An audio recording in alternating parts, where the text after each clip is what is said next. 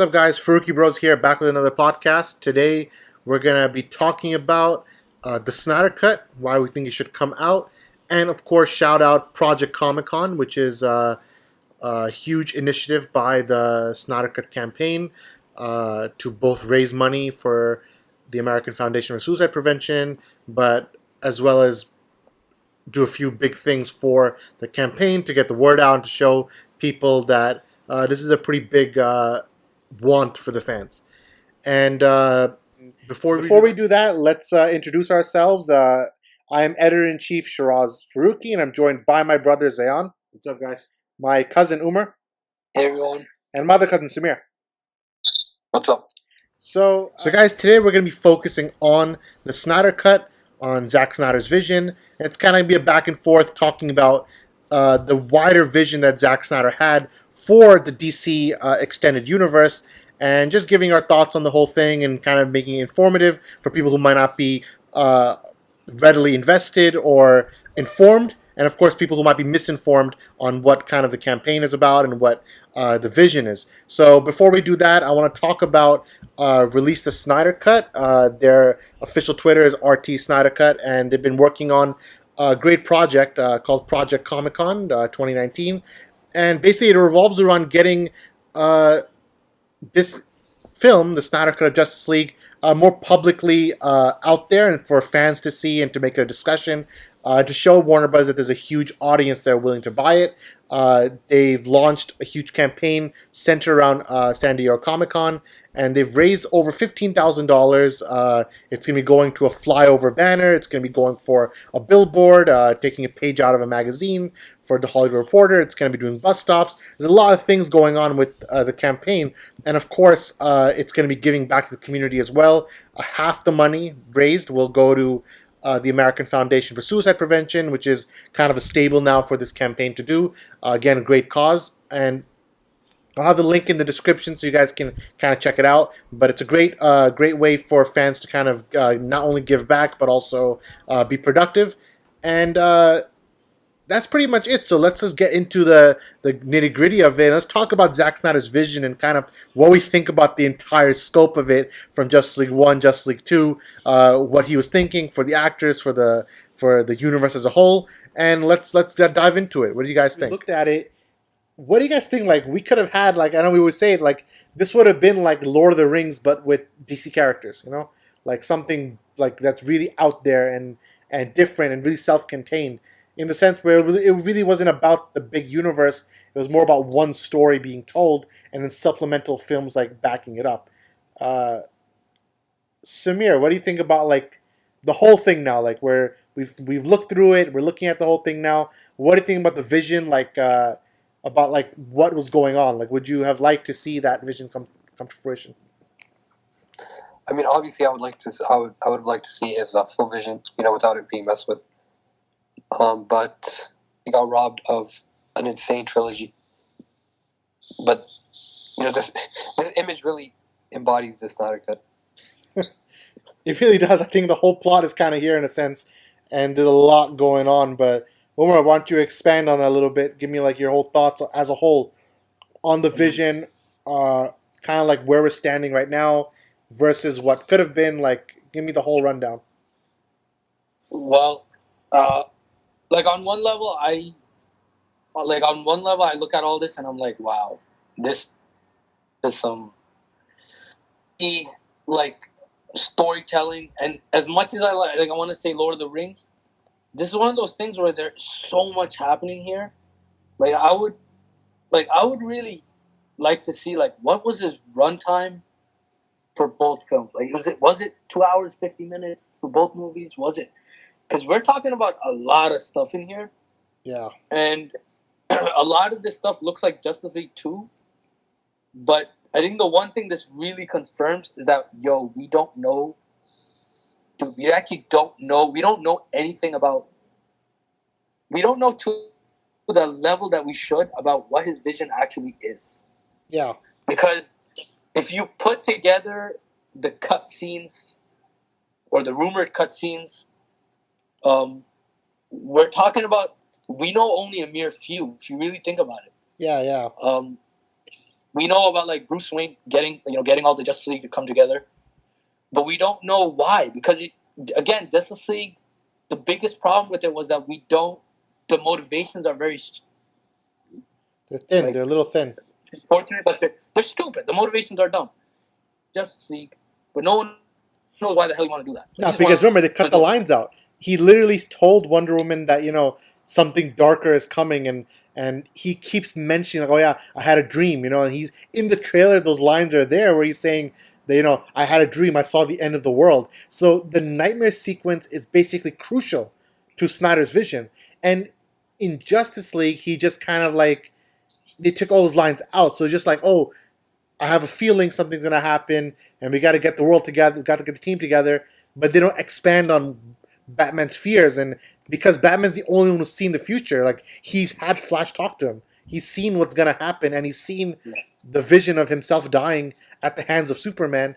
So obviously, like... And another thing about the actual picture that he released, if you look at it, Superman is, like, everything is connected to him. Yeah. Literally, the sword, everything on the page is connected to Superman. Exactly. The sword's connected and the two lines, yeah. That Superman was literally at the heart of every movie that he was going to make. Yeah. It's funny because people say, oh yeah, that Snyder hates Superman, but I think every little thing he does with the character shows that he pretty much adores the character, and he really wanted to do something that's never been done before with Superman. And people want... we talk a lot about, like, even our last podcast, we talked about nostalgia a little bit, and we talked about people kind of want one version of the character. Well, Snyder was going to bring new mythology. Like, we're talking about stuff that never even happened in the comics. He wants to do something brand new for the character. And I think, unfortunately, either it was way too ambitious for the studio, or obviously things went completely haywire because when Batman v Superman got that 27% on Rotten Tomatoes, WB reacted in a reactionary way. So the second they saw that Rotten Tomatoes score, they immediately told Zack to rewrite Justice League. So they actually changed a lot of the version of even the Snyder Cut wasn't exactly his main version. It was like 1 or 2 levels lighter. I think he probably because Ray Fisher's quote kind of rings in my ear when he said that that he shot a lot of footage. He shot enough to make 2 films. So when someone says something like that, then it makes you wonder, because if he shot 5 hours of footage, right, 5-6 hours or whatever craziness it was, right, then you would have to really think twice about what did he actually shoot. And the fact that they had to do so many reshoots. Yeah. Like, this basically confirms we really haven't seen Superman. Like Zack Snyder's Superman. No, we haven't. Remember, all we have is... We thought a very, very ugly version, or very stupid version. Yeah, all we had to go with are the 2 deleted scenes that were officially released, which is the one where he talks to Alfred, where obviously he's full of hope and very, like, optimistic. And he's more Superman in that scene than in the movie. Yeah, he's very Superman in that scene. And then there's the other scene, obviously, which would have been the beginning of his second flight scene, where he sees his costume and he comes out of the Kryptonian ship with his suit again. So, and then obviously there's the Snyder Cut scenes of which were in the trailers, like of Superman and Clark and Lois talking on the farm, where he kind of confirms to her that the ring and the whole thing of them getting married, Clark and Lois, like, that's a big part of the Superman mythos. And even that, WB thought that, nah, you know what, forget them getting married. Let's talk about them being itchy instead. No, let's talk about how they smell. Like, listen to me. How can his first words, like, I know I keep saying this, but how can his first words be, I smell good, or some shit? I don't know, some shit about she said he smells good, and he said he felt itchy when he came back to life. Who wrote these lines? I'm gonna kill somebody. Oh my god. But yeah, honestly, I think me and Zan debate about this a lot. We had a debate 2 days ago where we were talking about who was destroyed more. Was it Superman or Batman? Like, who got it worse in the version of Justice League we got? Because on one hand, we got a Batman who is, like, giggling like a schoolgirl when he saw Superman. Listen, don't get me started on how pathetic Batman was. And And all of At a, least Superman, you know, like he saved some people, he did some things, you know.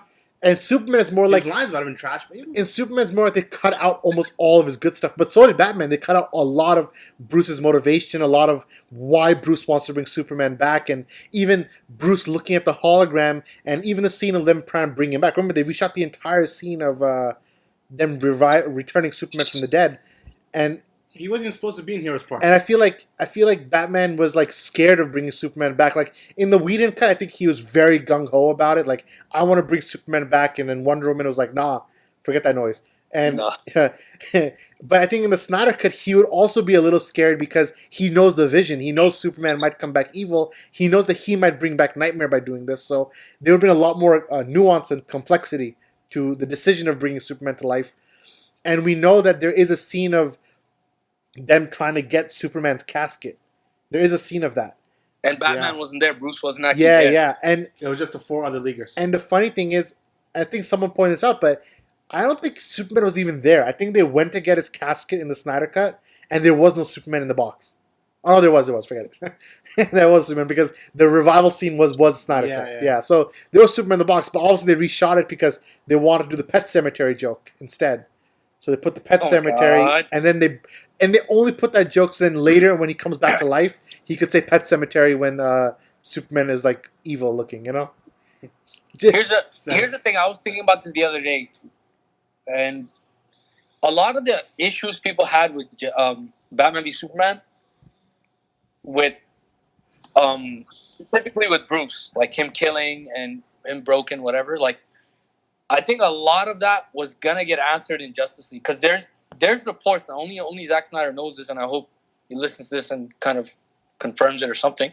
But Bruce, there is a version that Kevin Smith on his show was talking about. In that version, he said that Bruce is very, like, he's at a level where he's like just crazy. Like there's probably a moment in the Snyder Cut, and I think one of the trailers has this, your plan is dying. Yeah. So some other shit about a pitchfork or something. Yeah, so, no. Obviously, that could be a Snyder scene. It could be a Whedon scene. I think it would have been. I think the whole idea of Batman kind of going on a suicide mission, and even the idea of like this is like an ancient concept of looking for a good death. Like dying to win. Yeah. Yeah, and Batman has this thing in his comics and his history where he's kind of like sometimes he wants to die in battle, and kind of like that's what he's like. He's searching for a death, which is from Dark Knight Returns actually. I think it was Dark Knight Returns Part 2 or something. And Dark Knight Returns the comic, in the end, he said that, I spent years searching for a good death, but now I'm going to search for a good life, and something along those lines. And the idea of searching... was crazy. So I think that was the arc that Batman was going on, and because he was feeling so, responsible for Superman's death in the first place, and that he saw the error of his ways, that throughout Justice League, he was saying that he's kind of on a suicide mission. Like that's why I'm pretty sure this was a Snyder scene when he's touched down and when he touched down to the scene in the end final act, he told the League, "You guys go do this, and I'm alone gonna go break the shield, and I'm gonna do it." And then in the end, the Justice League say, "Nah, you know what? Let's save him." And that's when Alfred says, "No, this is the team," which I feel like that would have been a Snyder Cut line because we saw from the early concept art of the whole League fighting next to the Batmobile. Wow, that's the concept art. Yeah. So I think that would have been a really good scene. It obviously got butchered really bad because they over CGI'd everything with lots of plants and everything. So which made no sense. It got very muddy. Like the scene was very muddy when we were watching it. But yeah, and we're going back to the image itself. I think this one image is basically, like Umar said, it's the Snyder Cut plus Justice League 2. But I don't think this image has anything to do with Man of Steel or BVS. So I think this is everything post Man of Steel and Batman Superman. So this is Snyder Cut plus Justice League 2, and really kind of like the whole arc. And I love it. I see some people I heard some people say that between the Superman logo and the Aquaman logo, where you see the trident, that would have been the Aquaman solo movie that would have come out in between. Just remember, there would have been the Snyder Cut. The Justice League 2 was supposed to come out this year. In 2019. May 2019 was the original release date for Jail 2. So between Jail 1 and Jail 2, Aquaman was always going to come out. So imagine he put that was James Wan's Aquaman. And between Superman and Wonder Woman, you see the eagle. Maybe that's Wonder Woman 1 or something, like maybe it had some room line. And even the way it's divided, the top three are like the demigod characters, and the bottom three are like the metahumans. Yeah, three And then humans. Batman and Superman are the polar opposites. Yeah, and they always talk about the idea of alpha and omega, and that's really what Superman and Batman are. One is the alpha, one's the omega. They're the polar opposites of each other, but they're both on the same spectrum. So I like it. I like what's going on here. So I think that's pretty much it. If you guys have any more things you want to say, other than that they should release the Snyder Cut. I think the picture kind of confirms one thing. Honestly, it's a sick picture. Not gonna lie, I'm looking at it. It's sick. It really is. Like Yeah, I could see people making this like The design their is phone sick. wallpapers. Like it is a nice design. Like it's a. I think I can get the name of the person who did it with Zack right here. Just give me 1 second. I'll get it. So it was a guy named Adam Foreman who worked with Zack to do it. So I think Zack gave him the idea, and Adam Foreman did the artwork itself. So this is some good stuff. I like it. It's deep, and I think unfortunately, the Snyder Cut might come out, and I hope it does, and I hope the Snyder Cut has an ending that kind of, even though we know that Darkseid will come one day and stuff like that, I hope it still satisfyingly touches the trilogy together, because we're probably never going to get Justice League 2. Probably we're not. Yeah, we're not. Like, that's something we kind of, like, there's the chances of WB suddenly saying that, hey, Snyder, come back and do this, as much as we want it, I don't think it's going to happen now that Zack started his new production company, which we can talk for a few seconds about that. I think there's a good chance that era is over. But this picture is a good way to kind of put it together that, like, this is what could have been, It's a what could have been image. I think as much as like the fans want him to come back, there is like a very vocal minority that wants a cinematic universe like that of Marvel, and I think that is the heart of like why this version or these kind of why this just didn't, it just took a turn for the worst. Dude, what are you talking about?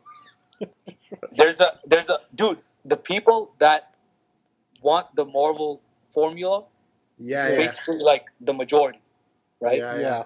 That is one of the big reasons why this vision didn't go through, is because this dude was making some other shit. Yeah. He's making something completely different. And now that I'm like seeing this picture, honestly, I'd rather have something like this than wait 10 years and have like 6 crap movies by other people. Then, like, I'd rather just have his whole vision, like the whole... Yeah, like, and honestly, I think Zack is not stupid. I think Zack told WB that, listen, because WB's their own number. This is a studio. Remember we talked about this during the Nostalgia podcast last week, where WB's business first, right? And we're talking about why they put the John Williams humming theme and all that stuff. And we're talking about business first and kind of like how they want to just make the most money they possibly can, right? And I'm sure WB felt like, listen, we have to create a cinematic universe. We have to have like 20, 30 films, and we have to have... And look, it's working for them. Aquaman made $1 billion, right? So it's not like, oh, it's not working. They have like an idea. They want to have lots of like mini franchises, which is obviously the money way, right? But what Zack was doing, Zack probably told me, listen, when I'm done with my 5 movies, when I'm done with it, which would have been done literally this year would have been it. This year would have been the end of Justice League 2, and then they can Flashpoint, right? They can do whatever they want. But the idea was that, listen, you can still keep all my characters and all my heroes, but just let me do my vision first, and then you can Flashpoint Batman back, or you can Flashpoint whatever you want away, so that you can reset it. But in the end, even if you reset the universe, we still saw the vision, like it happened. Like, these 5 films happened, and then other things will happen after. Like, obviously Shazam was already coming out. Shazam was planned to come out while the Snyder was making his thing. So Snyder already planned for multiple solo movies. He just didn't plan for his own vision to get compromised in the process. And a lot of that has to do with kind of like a reactionary studio, like Umar said, that a lot of people they just want, like, I don't know. They just want... Dude, even from a money standpoint, what they did makes absolute no sense to me. Look, they got scared. They remember... Because even from a money standpoint, if you release... Listen to me. his cut of Justice League, right? You think that shit wouldn't make $1 billion? It honestly, it might because, not, man. That's Dude, the thing. it won't. It won't. It I wouldn't think it would have either because people, he has like people are not ready for his kind of stuff. Like, I don't think he can do it. He's too early. We would have thought Batman v Superman make $1 billion. Also, I know $1 billion arbitrary number. Dude, it made 800 and something. That was like 200 million away. But then Justice League regular made 600, right? It made less than Man of Steel. Yeah, but Justice League regular, the one that we saw with but dude, remember, but remember, a lot of people think that, like, again, I think the Snyder Cut would have made at least 900, at least. But I also think the Snyder Cut would have gotten like 10% Rotten Tomatoes. And again, Rotten Tomatoes does not matter. I'm saying this as a person who's officially a Rotten Tomatoes critic. It does not matter, but it matters to the studio. You know, it doesn't matter to us. It matters to the studio. And for them, it's a very big deal that oh no, our franchise looks bad, and they get scared and stuff like that, right? And when Dark Knight Rises ended, right, and Dark Knight Rises made 1.1 billion, which is the highest grossing DC movie ever, Dark Knight Rises. Then 2 years after Dark Knight Rises, they made Man of Steel. In their head, they thought Man of Steel was an automatic billion because guess what? Iron Man 3 came out the same year as Man of Steel, but Iron Man 3 made 1.5 billion. And Man of Steel only made 600. So WB got scared at that point already. They got scared at Man of Steel that something's wrong. And the Man of Steel is my favorite movie. I'm telling you this, they got scared. Then I find maybe Batman will save us. So they told Zack, let's do it. Let's follow the vision. Batman and Superman, what can go wrong, right? Unfortunately, things went wrong for them, in their head. Because they saw the reaction come out that it only made 27 Rotten Tomatoes. They made 870, 880, which is very good. Honestly, most studios can only dream I feel like that much. If the reviews are good, it would have made like 1.5. No, yeah. Because with bad reviews, it made close to 900 million. And it's actually more for the American audience because Americans are stupid, low-key. That's true. But Americans tend to rely on aggregate numbers. They love Rotten Tomatoes, Americans, man. I don't know. I don't know in Canada. Samir, in Canada, people care about RT, or it's just us Americans? Who's wild here? I've literally never heard someone say Rotten Tomatoes in Canada. I'll say like Rotten Tomatoes. People here go watch. They watch the trailers. If they like the trailers, they go watch them. Here, people are obsessed with Rotten Tomatoes. Word of mouth. Listen, word of mouth.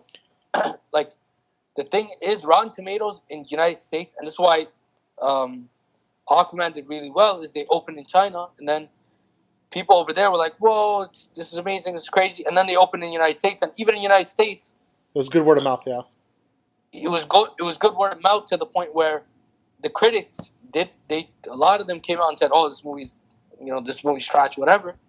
But then it made enough, like, it had enough good vibes from the start that the American kind of critics couldn't kind of like, they couldn't destroy it, basically. Yeah. And I think that's a model that if you did it with the Snyder vision, it could work. Because Batman v Superman is beloved in other countries. The United States is the one country where it didn't work, where even the fans, it's very divisive. But in other countries, you talk to people in other countries, and it worked. It wasn't. Yeah, and honestly, it speaks to the fan base because so many fans, at least the ones that a lot of us that we interact with, a lot of them are international fans, and a lot of them are people who love the film from across the world. So it's a big thing. Like, and I feel you there now, and it's okay. It's okay. Like, a lot of fans have this problem, and Samir, I know you probably know what I'm talking about, but it's like a one-way thing, Like, oh, just because we're not getting this vision,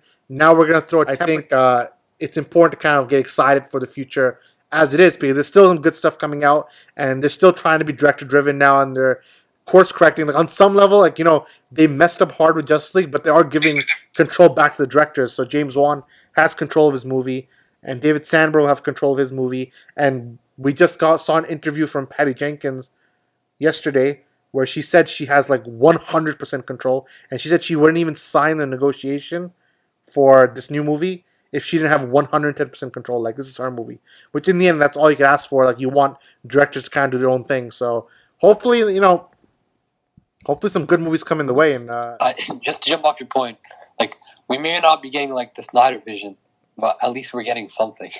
Like, at least we're getting to see these DC characters that we love. To jump on your point, jumping off Shaz's point, like, if you're expecting like the fan base is expecting people to be respectful to Zack Snyder. The thing is, Zack Snyder is such a different level of like directing and like doing his vision at such a different level that if you expect future films to like match that or be something like that, you're walking into disappoint yourself. Like the layers, the deepness, you're not getting that. You're just not. Like I look at this picture, and in all honesty, like Infinity War is probably the craziest, the deepest, the most amazing Marvel film. But I look at a picture like this, and I just wonder what the heck, like how would people respond to the craziness that is Zack Snyder? Like how would people respond to that? They would respond with vitriol and anger, as we've seen. Like there's a lot of vitriol, especially from like our industry of bloggers and critics, people who are contemporaries. And here's the thing about Zack Snyder and all the best people in everything, like in any field, the best thing about them is they don't really give a shit about what other people think about them. And then their legacy gets appreciated later. Like it's later on when people are like, this is something. Even now, publications come out saying, "Oh yeah, Watchmen was ahead of its time." Yeah, look at that. When Watchmen came out, people were like, "This movie is garbage." But now, literally, directors and so many contemporaries. We're talking about Guillermo del Toro. We're talking about Scott Derrickson, right? They're all saying that Watchmen is the greatest superhero movie ever. You know, like they're giving a lot of praise to it, and even Man of Steel is starting to come around, and a lot of directors have praised that movie as well. And I think within 5 years, BVS will be praised. And I think Justice League, we might have seen a lot of vitriol while it's happening, but honestly, after it was said and done, people would have said, "Man, this was different. This was different." And low key, it kind of like his vision kind of confirms one thing for me personally. Like everyone talks about like the greatest directors in comic book history, and you always think about Christopher Nolan, right? Yeah. And Christopher Nolan made the most realistic version of Batman that you could possibly imagine, right? Yeah. But Zack Snyder, to me, and this is what separates him from everybody else, is that he is a comic book like genius. Yeah. So he follows that, kind of visual with an insane amount of storytelling. And to me, that's what makes him the best. Like, that's what makes him better than everybody else. I don't think, if you gave Christopher Nolan the keys to this universe, even if it had better critical reception, whatever, and it probably would have, because it's Christopher Nolan. But the vision wouldn't have been like this. Yeah. This is some whole other shit. Yeah. That's true. He's not as willing to go like more out there and really like push the limits of what's possible. He's willing to put his neck on the line. Like, how do you tell a studio, and I'm really thinking about this now, how do you tell a studio that I'm killing off your biggest hero in the second movie? Yeah. How do you even say that? How do you even have that conversation? Yeah, and they approved it too. Well, they approved it. So that means that you tell them he's coming back in the movie.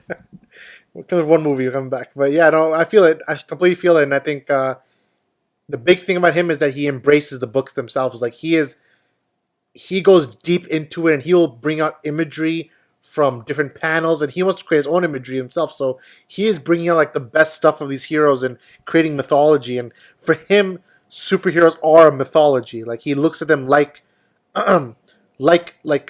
ancient history kind of figures, like Greek mythology. Like he thinks in that way. Whereas Christopher Nolan, like when he's looking at Batman, he's looking at, okay, how can I look at Batman in a psychological standpoint, and how can I look at him as like a critique of the character, which obviously he created 2 masterpiece films and 1 really good film, so he did a good job. But Zack created 2 straight masterpieces, plus had what was easily going to be 2 more masterpieces on the way with JL and JL2. So we kind of missed out on that, but it's good. And the universe looks promising. It's not like, oh, the universe is done now. Are we going to get that deep stuff that we've been talking about today? Nah. Is it disappointing? Of course. But that doesn't mean like we should trash the new movies. That doesn't mean there's great stuff coming out. Yeah, there's stuff coming out. It's going to be good. It's going to be solid, you know. It's not going to be like revolutionary, but it's going to be solid, you know. And that's fine too. Yeah, and at the end of the day, if these movies don't do well, right? If they don't do well, then I honestly think like they should have this. Warner Brothers studio, they should have this in their back pocket that if these movies turn out to not do well, they're doing. I mean, Aquaman did well, and Wonder Woman 1984 is gonna be crazy because Patty Jenkins is a legend, low-key. Yeah. But if these movies start doing bad, right? Like if they start doing real bad, then I think the studios have a conversation about bringing his kind of vision back, like release the Snyder Cut, and then have him back for Justice League 2, and then let him do his thing. Dude, Because I don't see it. I disagree. you'd still make money. I don't see it. I don't think they would make like. No, I don't think dude, I completely disagree. I don't think they would make like $600-700 million on a Justice League movie with this level of insanity. Because I think biggest problem with Batman v Superman wasn't so much only storyline. There was a lot of like, think about how they released a theatrical cut that cut out like big plot, like big parts of the plot. Like you're talking like they cut a lot of Batman's Luthor's motivation. whole schemes like just cut out completely. Yeah. If you put that in, we're having a different conversation, and you don't know how people would react to that first viewing. You don't. It's hard to say. I think it would have done better. I think BVS would have made $1 billion easily if it released the Ultimate Cut first. And I think Justice League could have made $1 billion too.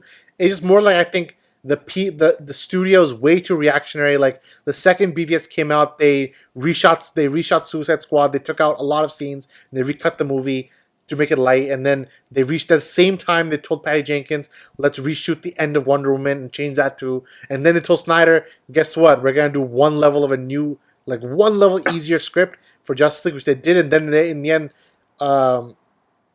we can't talk about the middle stuff. There's a lot of people can think about what happened in the middle there, but obviously since it was surrounded by a tragedy, it's a pretty bad thing, and obviously that comes first. But and whatever happened, whatever the studio did after, good or bad, that's on them. But then Justice League 2 obviously got scrapped right away, you know. And then the funny thing is, Justice League 2 didn't get scrapped. Snyder's idea of Justice League 2 got scrapped, and then Whedon and Jeff Johns wanted to do Legion of Doom, so they put that as their new Justice League 2 idea, but then that got scrapped also because Walter Hamada saw that, he's like, nah, so he cut that out too. So Walter Hamada, he saw that and he was like, what? He was like, oh nah. Right. So he saw that post-credit scene reshot, obviously, of should we have a league of our own, because they confirmed they reshot that line. They put that's why Lex's face is. That's why it's such an extreme close-up, like Fantastic Beast style, word to smear, right into his eyes. Bizarre as hell, man. Shouldn't we have a league of our own though? But obviously the original would have been something like, oh yeah, bring me the Bat's head. Like that's what my guess would have been. Like you were told Deathstroke that. Yeah, he were told Deathstroke, go get Batman. You know, it's time to kill him. And then obviously if you build the dots, it's kind of funny though still, because if Superman couldn't do it, what makes you think Deathstroke gonna do it? Maybe it's not someone who knows him or something like that. He's like, I'll tell you Batman's identity or something like that. I don't know. But but we knew that Affleck was directing the movie and it was gonna be Deathstroke as the main villain.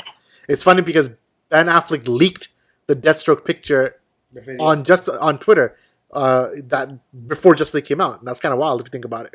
Like, who knows why he leaked it? Maybe he leaked it because some inside stuff is going on. Like, who knows how far the conspiracy goes, you know? Well, we sure as hell know. Yeah, well, we know some of it, but yeah.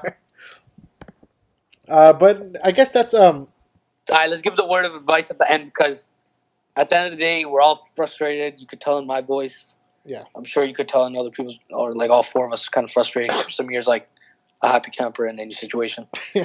But at the same time, as you guys said before, it's a movie, and we're going to have to... This is just a part of the game. Like, these kind of decisions are part of the corporate game, and they got, as Clayton said on our second podcast, I think it was, that they have their own corporate concerns, and that feeds into what and how a film is made. That usually supersedes everything else. Yeah. If someone works on a project, right, for like 3, 4, 5, 6, 7 years of his life, however long it was, why you expect them to lay low? And especially after what has actually happened. Yeah. So, even more than that. To the people that are saying, like, oh, lay low, this, that, and the other, I would say, nah.